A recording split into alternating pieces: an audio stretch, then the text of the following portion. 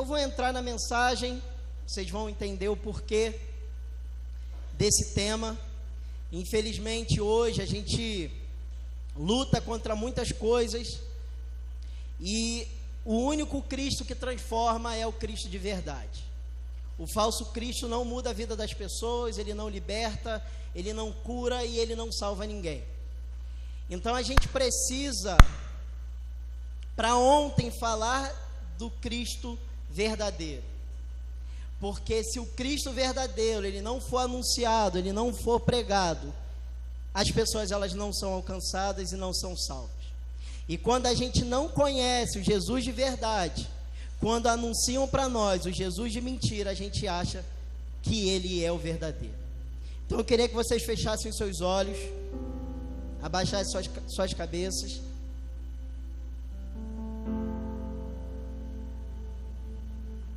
Feche os olhos. Eu queria que você focasse sua mente completamente no céu agora, completamente em Jesus. Eleva seu pensamento a Ele.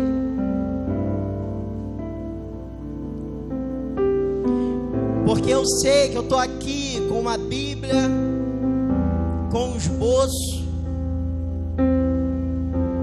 e durante dias eu tenho analisado o Evangelho, lido versículo por versículo.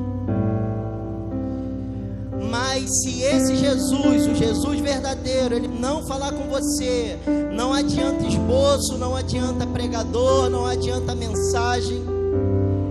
Porque se ele não falar com você, ele não revelar para você aquilo que ele tem para a sua vida, aquilo que ele quer para você, aquilo que ele espera de você, não importa quem vai estar aqui na frente, o esforço que a pessoa teve para preparar uma mensagem, a dedicação que essa pessoa teve para preparar um esboço, se Deus não falar com você, se ele não falar com você, nada adianta. Então se coloque nesse momento em dependência, falando assim: Jesus, que nada nessa noite venha impedir de ouvir a tua palavra. Eu quero conhecer Jesus. Eu quero conhecer Jesus. Eu quero conhecer Jesus. Eu quero conhecer Jesus. Eu quero conhecer Jesus, o meu amado,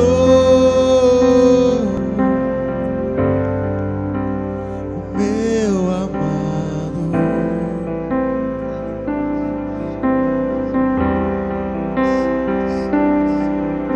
Eu quero conhecer Jesus, declara Ele. Eu quero conhecer Jesus. Eu quero conhecer Jesus.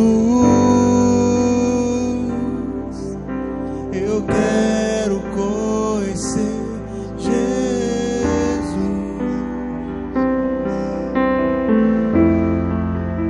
Não a nós, Senhor, nenhuma glória para nós, mas ao teu nome, pelo teu amor e pela tua fidelidade.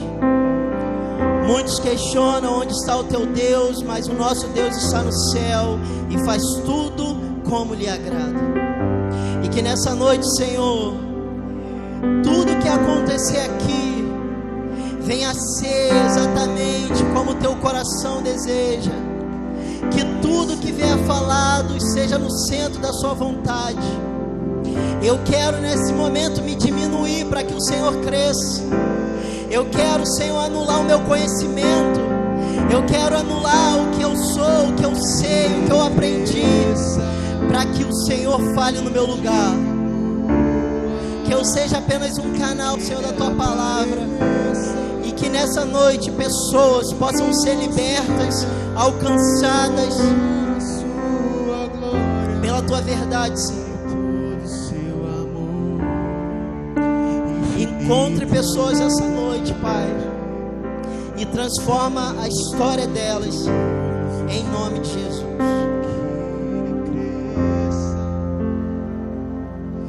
Amém. O tema de hoje, o Cristo de mentira. Em Mateus 16, 13 ao 15, hoje a gente vai ler texto, irmão.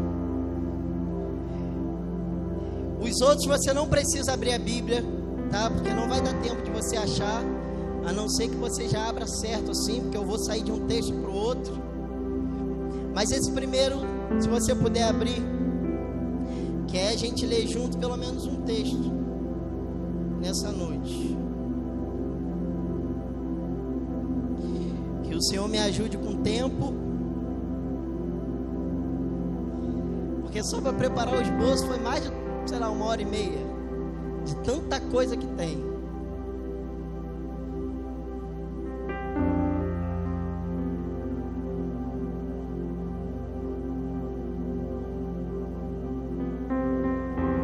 Quem achou diz amém. Quem não achou, diga índice.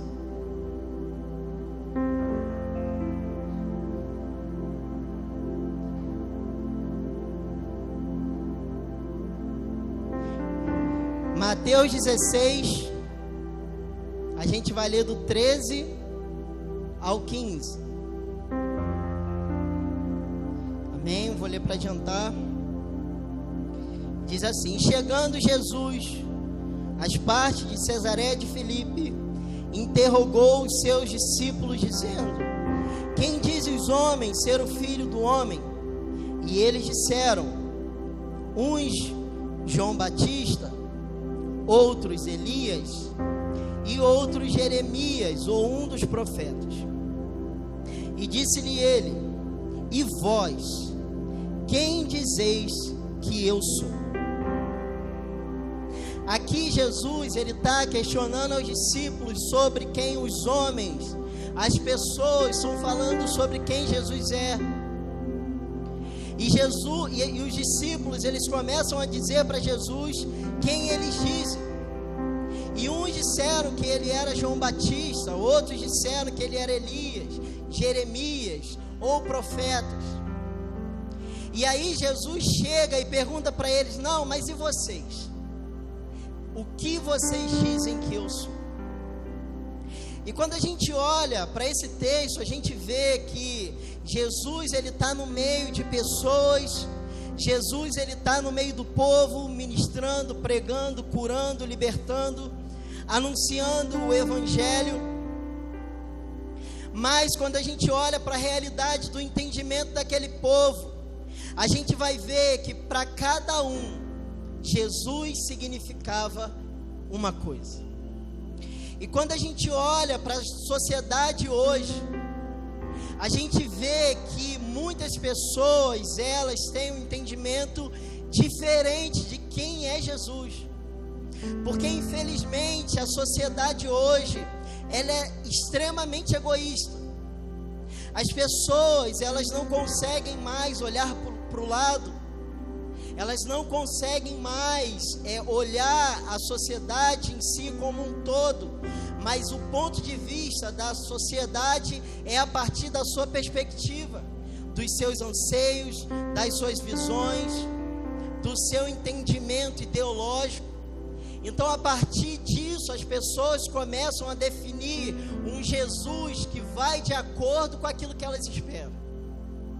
E a gente, quando olha para a sociedade hoje, a gente vê que dentro da igreja existem muitos cristãos que estão anunciando, discutindo, falando sobre um Jesus que ele é falso. Ele não é o Jesus que a Bíblia ensina. Ele não é o Jesus que as Escrituras anunciaram. Ele não é o Jesus que esteve aqui na terra e habitou entre nós. É um outro Jesus completamente diferente. E isso é culpa de nós também. Porque quando nós olhamos para as igrejas, nós olhamos para as mensagens que são ministradas, nós abrimos o YouTube, nós começamos a procurar mensagens para ouvir, para ser edificados. A gente ouve ali pessoas falando sobre avivamento, pessoas falando sobre poder, pessoas falando mensagens de autoajuda, mas a gente dificilmente ouve pessoas falando sobre Jesus e sobre o evangelho que ele pregou. Então, quando eu não tenho na minha vida a prática de ler a Bíblia, e quando eu tenho carência de ouvir uma mensagem, uma palavra genuína, qualquer entendimento sobre Cristo que chega até a mim, eu abraço, porque eu não conheço a verdade. E a gente vê hoje igrejas que estão fugindo completamente daquilo que Jesus ensinou. A gente vê pastores hoje que estão apoiando práticas completamente ilícitas.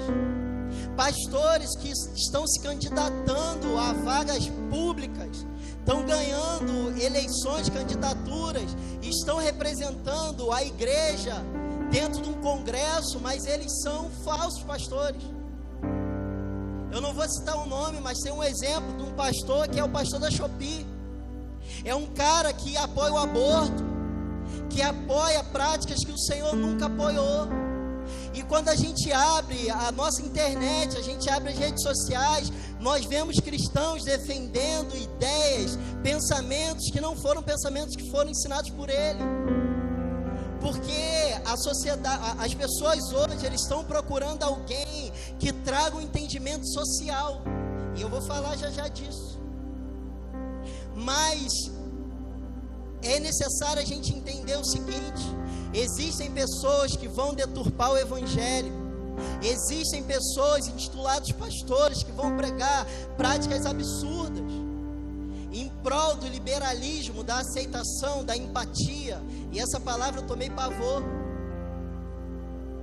Em prol desse entendimento de boa vizinhança, eles vão ensinar as pessoas um evangelho fácil.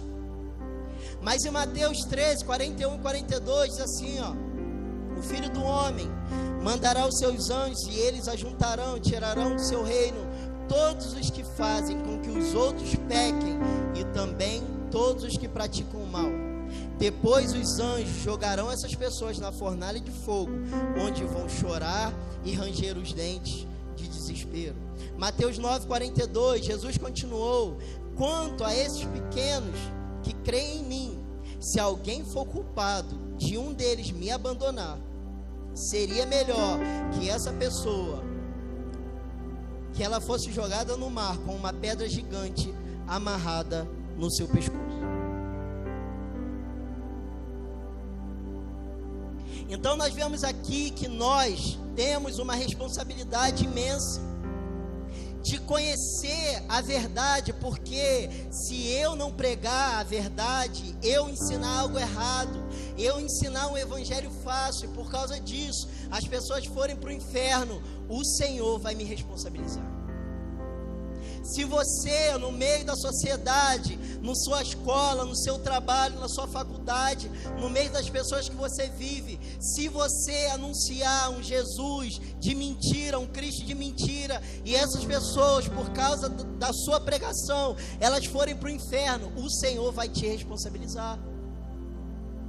E aí a gente acha que só o pastor, o evangelista, o diácono, o líder, ele tem que conhecer a palavra. Não.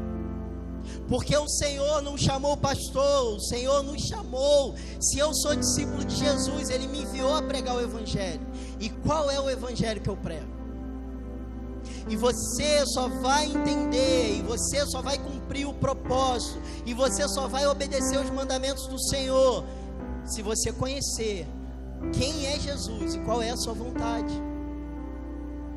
E eu queria começar dizendo sobre o que a Bíblia diz que Ele é. Mas para isso eu vou dizer o que Ele não é.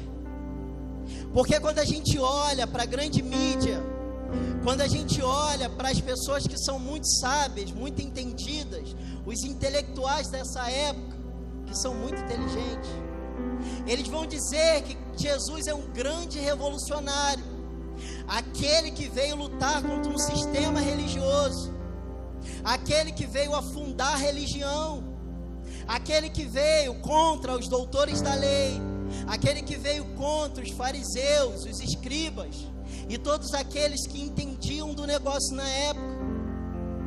E essas pessoas, elas vêm com esse discurso dizendo que Jesus, ele odeia ser alguém com fé dentro de uma estrutura religiosa.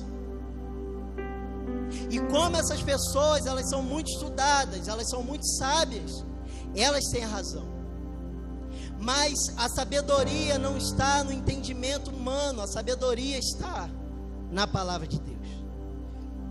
Então Jesus, ele não é um grande revolucionário. João 1, do 1 ao 3, diz no começo, aquele que é a palavra já existia, e ele estava com Deus, e ele era Deus. Desde o princípio a palavra estava com Deus. Por meio da palavra Deus fez todas as coisas, e nada do que foi feito sem ela.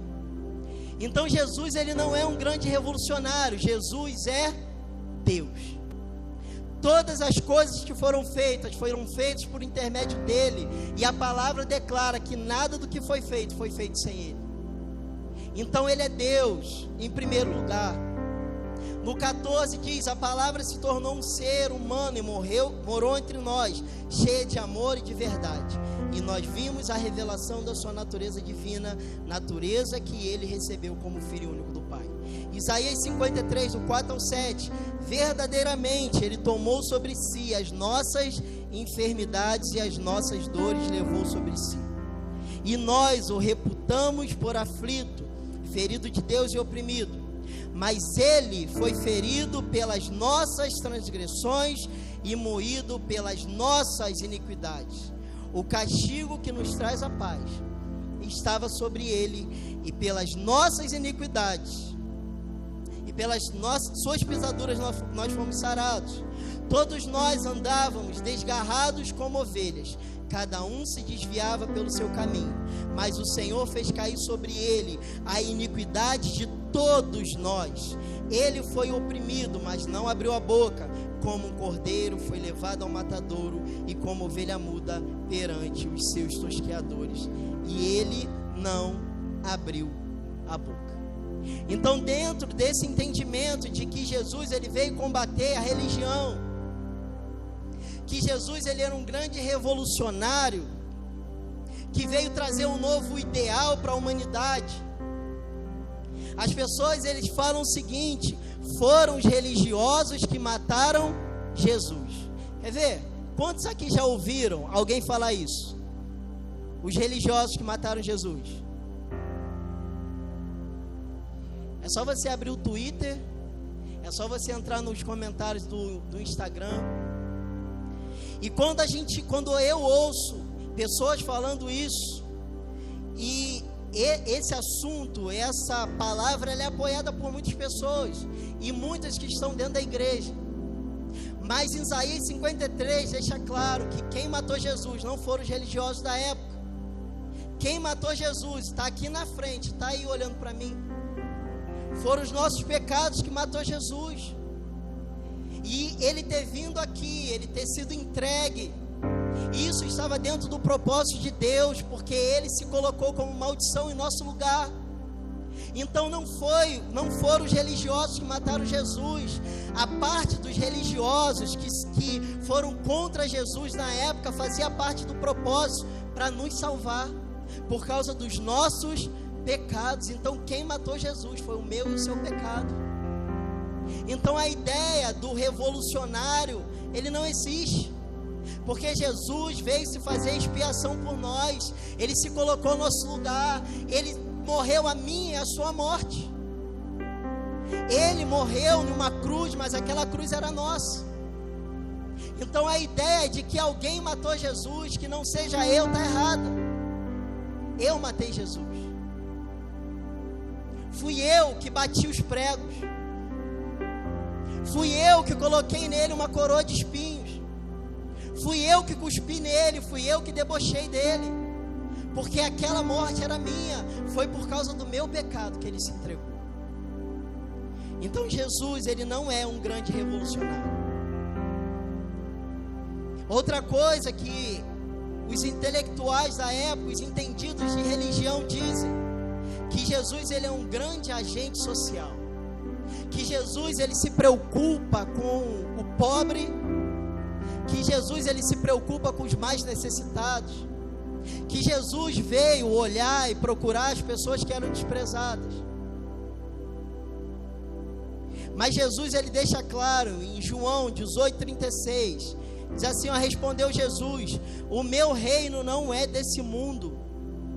Se o meu reino fosse desse mundo, lutariam os meus servos, para que eu não fosse entregue aos judeus, mas agora o meu reino não é daqui. Então as pessoas tentam associar a vinda de Jesus como se ele tivesse uma grande preocupação social. E eu não estou dizendo que Jesus não se preocupava com pessoas, mas eu não posso limitar a minha visão de Jesus como algo social, porque a vinda dele aqui não foi para algo desse reino, dessa terra. Havia um propósito além, havia um propósito maior. Em Mateus 21:31-32, qual dos dois fez a vontade do Pai? Disseram eles. O primeiro, disse Jesus.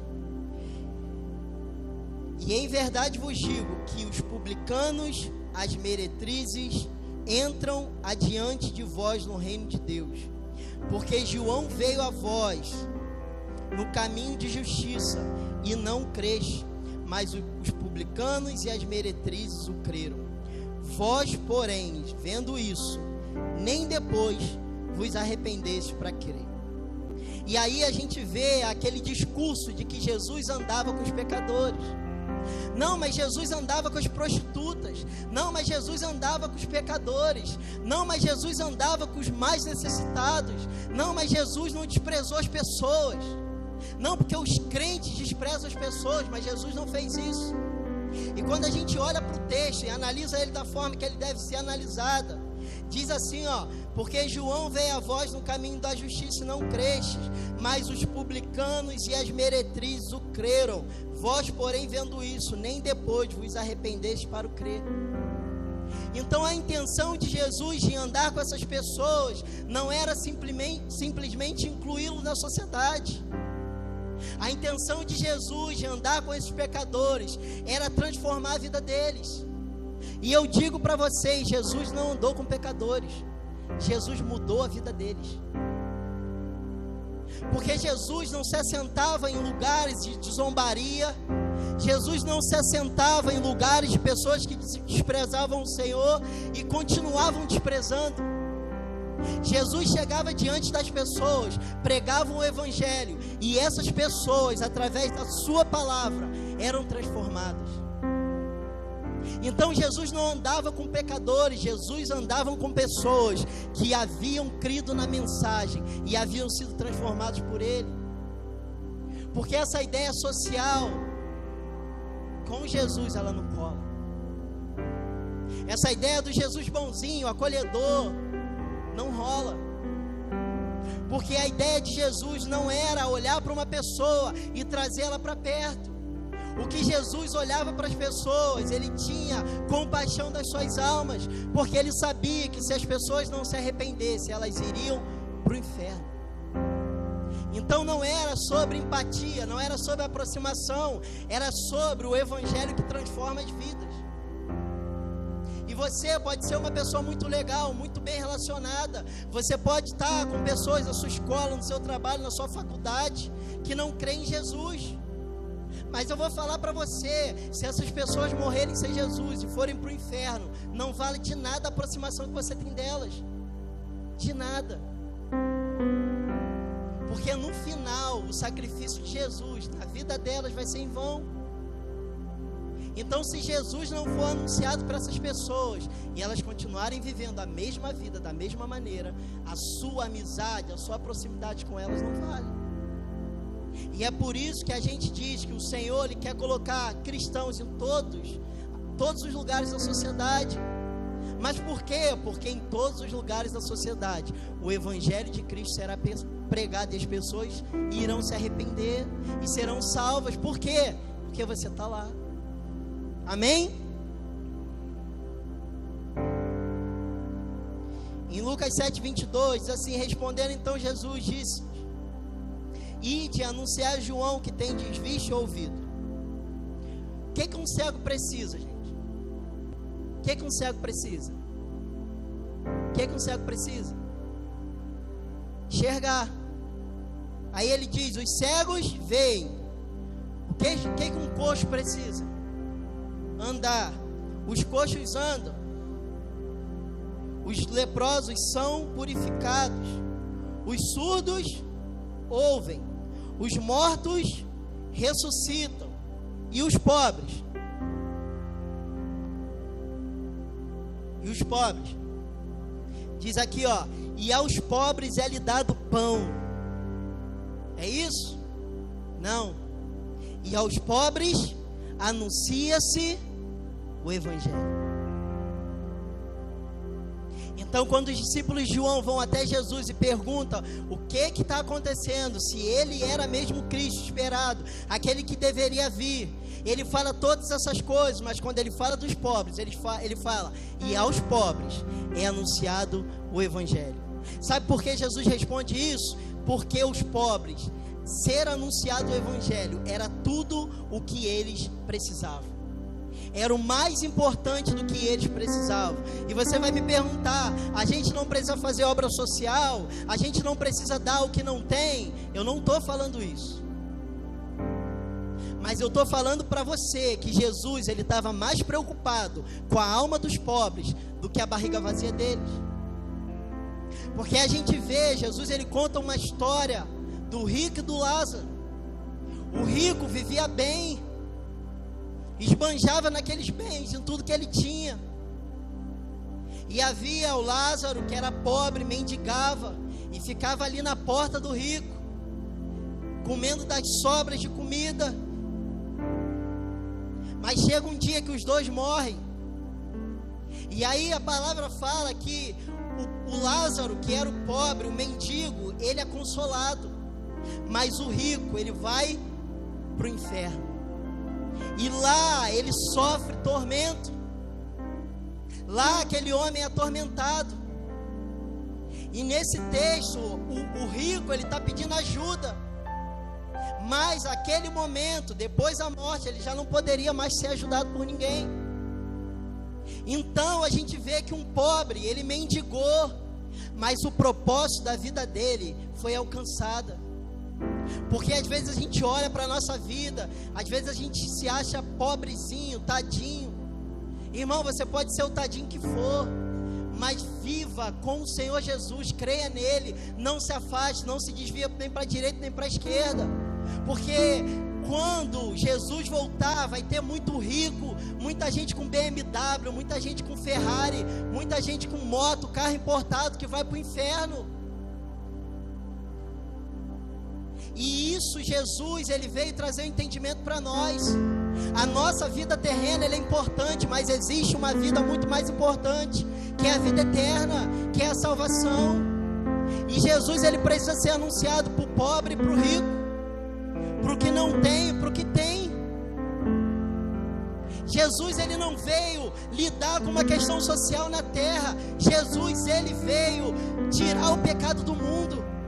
João 1:29, João olha, vê Jesus, ele fala: ó, eis o Cordeiro de Deus, que veio tirar o pecado do mundo. Então o propósito de Jesus na terra não é algo terreno, é algo eterno. E nós, como cristãos, nós precisamos voltar os nossos olhos para a eternidade. Não que eu não vou querer viver uma vida boa na terra, eu quero viver do melhor na terra, porque eu acredito que o Senhor também quer isso para mim. Mas eu não posso me afastar dele, eu não posso fugir do propósito, porque de que adianta eu ganhar o mundo inteiro e perder a minha alma? Então essa é a visão de Jesus. Eu vou à terra, eu vou consolar os entristecidos, eu vou dar pão ao pobre, mas o mais importante, eu vou pregar o Evangelho. Amém?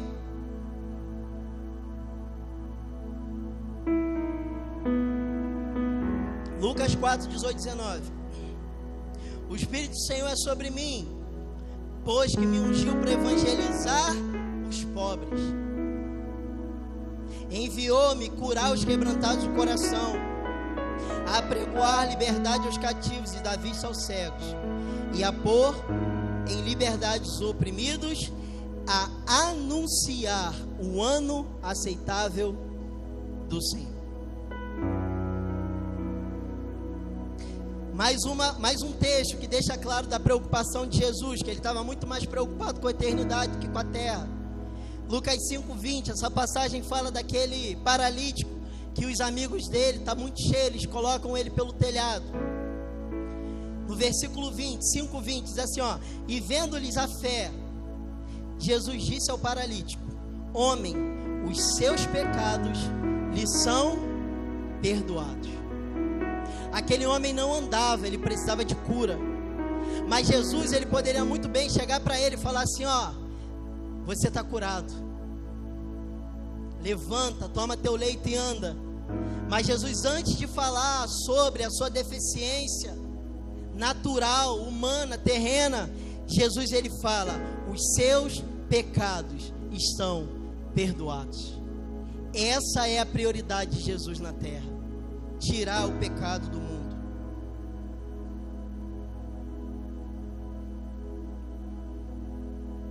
Um texto que é muito usado pelas pessoas aí, que inclusive eles cometem um grande erro falando que é Maria Madalena, mas não é Maria Madalena. Ah, mas vocês não ouviram a história de Maria Madalena? Blá blá blá, Maria Madalena.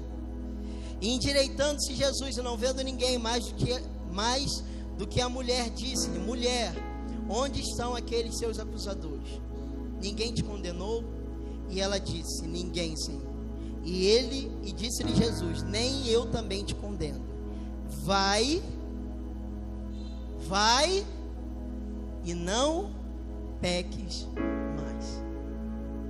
E quando a gente ouve pessoas falando sobre esse texto, eles falam assim: não, porque Jesus veio.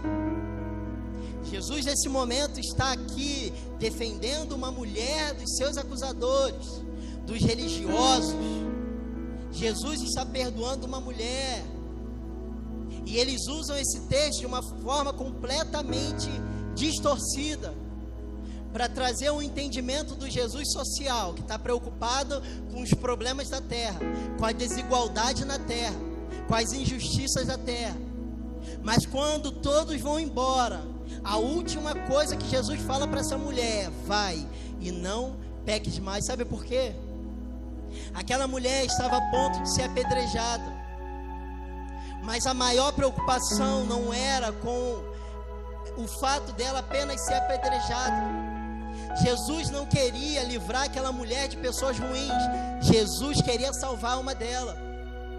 E Jesus sabia que se aquela mulher que acabava de ser livrada por ele, se ela continuasse vivendo uma vida fora da vontade de Deus, ela iria para o inferno. Então não bastava para Jesus salvar ela naquele momento. Jesus naquele momento não era um grande justiceiro. Não, peraí, agora eu sou o Batman. Apareceu ali, ó, o símbolo, agora eu vou salvar uma mulher. Não. O que adiantava Jesus salvar aquela mulher para depois ela se perder de novo? Então Jesus, ele fala para ela: ó, cadê os seus acusadores? Ela responde: não tem mais ninguém. Ele fala para ela: agora você vai entender o que eu quero para você. Agora você vai entender o que eu vim fazer aqui. Eu não vim livrar você dessas pessoas, eu vim mostrar para você o reino de Deus. Vai e não peques mais. Claro que aquela mulher pecaria, porque todos nós pecamos, mas Jesus estava falando para ela: vai e tente ao máximo viver uma vida de acordo com a minha vontade e com aquilo que a minha palavra ensina.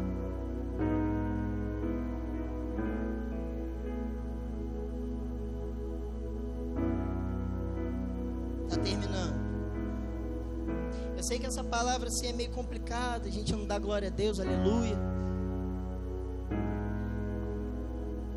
É o tipo da palavra que o pregador, ele sai amado por uns, desprezado por outros e odiado por outros. Pode ser que alguém hoje daqui não tivesse nenhum pensamento sobre mim, mas a partir de hoje vai me odiar. Acontece. O evangelho de Cristo é assim. A outra mentira do Cristo, de mentira, é Jesus pregou o amor. E nesse momento tua cabeça pode tá dando mortal aí agora. Como assim Jesus não pregou o amor? Como assim? Eu cresci, desde pequeno eu ouço que Jesus é amor, que Deus é amor, que Jesus pregou o amor. Vamos ver o que a Bíblia fala sobre a pregação de Jesus? Mateus 4,17. Quem quiser anotar, chega em casa, confere, nota tudo. Desde então começou Jesus a pregar e a dizer: eu te amo. É isso? Mateus 4,17. Desde então começou Jesus a pregar e a dizer. O que ele dizia? O que ele dizia? Arrependei-vos, porque é chegado o reino dos céus. Tem mais, Mateus 9,13. Ide, porém, aprendei o que significa: misericórdia quero e não sacrifício, porque eu não vim para chamar os justos, mas os pecadores ao arrependimento. Assim, eu estou diminuindo a minha navegação na internet, porque o negócio está feio. O negócio está feio. Talvez você esteja falando assim, mas qual a preocupação disso, irmão? A gente precisa pregar o Jesus verdadeiro para ontem. Para ontem. O negócio nas redes sociais está feio. Muito feio. Muito feio. E tem crente anunciando esse Jesus. Ó, quem gosta da série, não fica chateado não, por causa do bichinho ali, tá?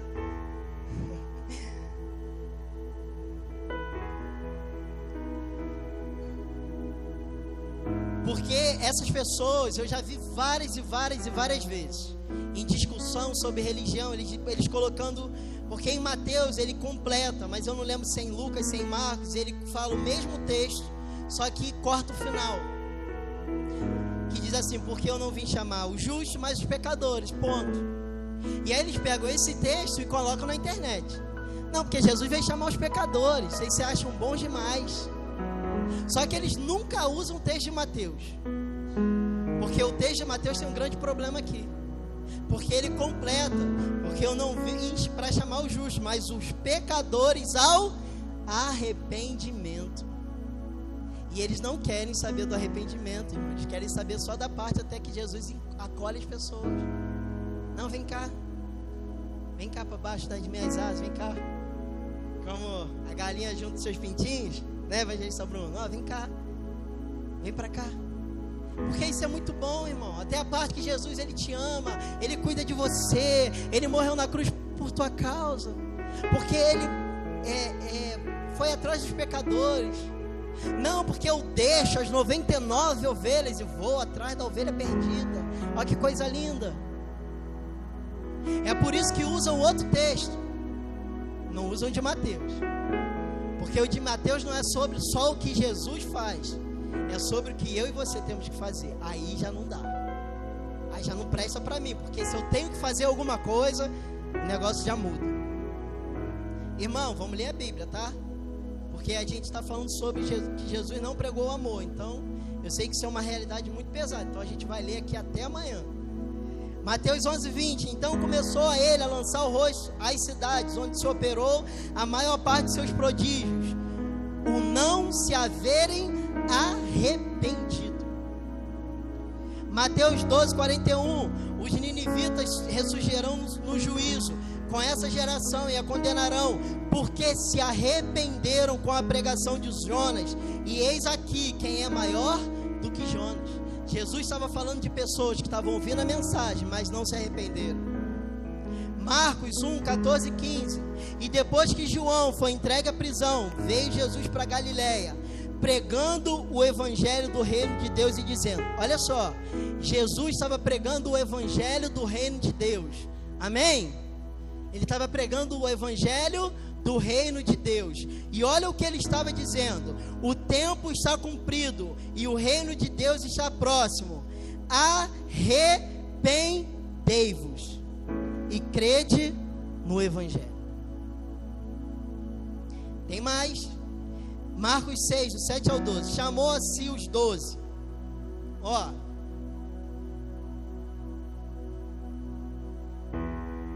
Quem é que é discípulo de Jesus? Levanta a mão aqui. Você é discípulo de Jesus? Jesus aqui, ele está enviando os seus discípulos. E nós, eu creio que esse envio aqui não só são os apóstolos, mas todos nós como cristãos. E olha a direção que Jesus dá a eles. Chamou a si os 12 e começou a enviá-los de 2 a 2, e deu-lhes poder sobre os espíritos imundos, e ordenou-lhes que nada tomasse para o caminho, senão um bordão, nem alforje, nem pão, nem dinheiro no cinto, mas que calçassem sandálias, e que não vestissem suas túnicas. E dizia-lhes: na casa que entrardes, ficai nela até partirdes dali. E quando alguns vos não receberem, nem vos ouvirem, saindo dali, sacudi o pó que estiver debaixo dos vossos pés, em testemunho contra eles. Em verdade vos digo que haverá mais tolerância no dia do juízo para Sodoma e Gomorra do que para os daquela cidade. Jesus está enviando seus discípulos. E aqui o texto finaliza dizendo, no versículo 12: e saindo eles, pregavam ao povo que se arrependesse. Então a gente leu isso que já tinha tanto texto, e eu queria focar em Jesus, que eu cortei do que João anunciava, porque João, ele era mais bruto e mais pesado ainda. João, em Marcos 1, versículo 4, diz que ele estava pregando, anunciando e fazendo o batismo do arrependimento. Então eu cortei um monte, porque eu separei tudo, eu fui só cortando, porque não ia dar tempo de falar tudo. E eu cortei tudo que falava de João, porque se eu colocasse ainda todos os textos que falavam sobre a pregação de João, que preparou o caminho do Senhor, teria muito mais aqui. E aí João anuncia o arrependimento, Jesus anuncia, prega o arrependimento, e aí os discípulos de Jesus pregam o arrependimento. Então todos eles continuam pregando a mesma mensagem de João, na verdade a mesma mensagem dos profetas, de João, de Jesus. Porque se você for, é por isso que a gente precisa ler, gente, leia a Bíblia. Leia a Bíblia. Porque se você não ler a Bíblia, qualquer coisa muito legal que chegar ao seu ouvido sobre Jesus, você vai acreditar. Leia a Bíblia, não leia só o Novo Testamento não, porque você só vai conhecer a Deus de verdade quando você ler a Bíblia inteira, que você vai entender todo o propósito de Deus, você vai entender o plano da salvação, você vai entender a miséria do ser humano, você vai entender como o ser humano não tem direito de exigir nada, e como a graça do Senhor se manifesta sobre nós para salvar. Eu estou aqui ministrando o Evangelho, mas eu não presto, eu sou completamente indigno, eu não sou nada, mas glória a Deus que o Senhor manifestou a sua graça através de seu Filho, e Ele morreu por mim, para que eu pudesse ter vida. Mas eu só entendi isso quando essa palavra ofendeu, essa palavra me ofendeu, e isso é extremamente necessário. Você precisa ler essa palavra, porque essa palavra vai ofender você, vai ofender o teu orgulho, o seu achismo, a sua prepotência, o teu pensamento que você é melhor que alguém, que você pode alguma coisa, que você sabe alguma coisa. É só você abrir a Bíblia que você vai começar a apanhar de todas as maneiras. Eu abro isso aqui, eu apanho, eu apanho, eu apanho, eu apanho. E é necessário a gente ler a palavra para a gente não se confundir, para ninguém ministrar alguma coisa que seja agradável a ponto de você acreditar numa mentira. E isso é o que mais está acontecendo aí fora. Crente que não conhece Jesus, crente que está pregando, está acreditando no evangelho mentiroso. Eu vou pular, tem muito mais versículo, eu vou pular para terminar. Jesus não pregou um evangelho confortável. Mateus 5,48: sede vós, pois perfeitos, como é perfeito o vosso Pai que está no céu. Olha o nível que Jesus coloca. E aqui ele não está falando que você vai conseguir ser perfeito. Ele está falando para você o máximo que você puder fazer a vontade de Deus, se mortificar, abrir mão do que você é, do que você pensa, do que você acha, para viver a vontade de Deus. Mateus 5,28. Não, vou pular porque não tem tempo. Mateus 7, 13, 14: entrai pela porta estreita, porque larga é a porta, espaçoso o caminho que conduz à perdição, e muitos são os que entram por ela. E porque é estreita a porta e apertado o caminho que leva à vida, e poucos há que encontrem. Gente, o caminho da vida é estreito, a porta da salvação é estreita. É por isso que a maioria das pessoas, elas vão para qualquer evangelho, para qualquer ensinamento, para o evangelho confortável, com o evangelho que eu não preciso abrir mão. Por quê? Porque é fácil de passar. Eles não querem viver o evangelho de Cristo, porque a porta é estreita, o negócio não é mole não, rapadura é doce, irmão, mas não é mole, a porta é estreitinha, é difícil, o reino dos céus é tomado por esforço, não é mole não. Mateus 7,21: nem todo que me diz Senhor, Senhor entrará no reino dos céus, mas aquele que faz a vontade do meu Pai que está nos céus. Que Jesus é esse que estão pregando aí fora? Você está confortável ouvindo isso? Porque para mim não tem conforto, irmão. Nada do que eu li aqui é confortável. Desculpa, eu só estou lendo versículo, eu só estou falando sobre o que Jesus disse, eu só estou pregando o que Jesus falou. E eu duvido que você está aí se sentindo bem ouvindo isso, porque o evangelho não é coisa mole, não é fácil, não é beleza, não é um estádio de futebol que seu time faz um gol e você comemora. O evangelho dói os ouvidos. Jesus estava pregando e as pessoas que estavam lá, eles começaram a se sentir desconfortáveis com o que ele estava falando. E eles perguntaram: gente, quem pode entender isso? Quem é que pode ser salvo? E começaram a sair um por um. Por quê? Porque o Jesus bonzinho, que distribui flores, que prega o amor, ele não existe. Esse Jesus foi inventado por pessoas que querem viver da maneira que bem entendem. Porque o Jesus da Bíblia, desculpa, ele só dá pedrada, irmão. Não é pedrada, tá? Pedrada é pedrada na palavra. Não é fácil.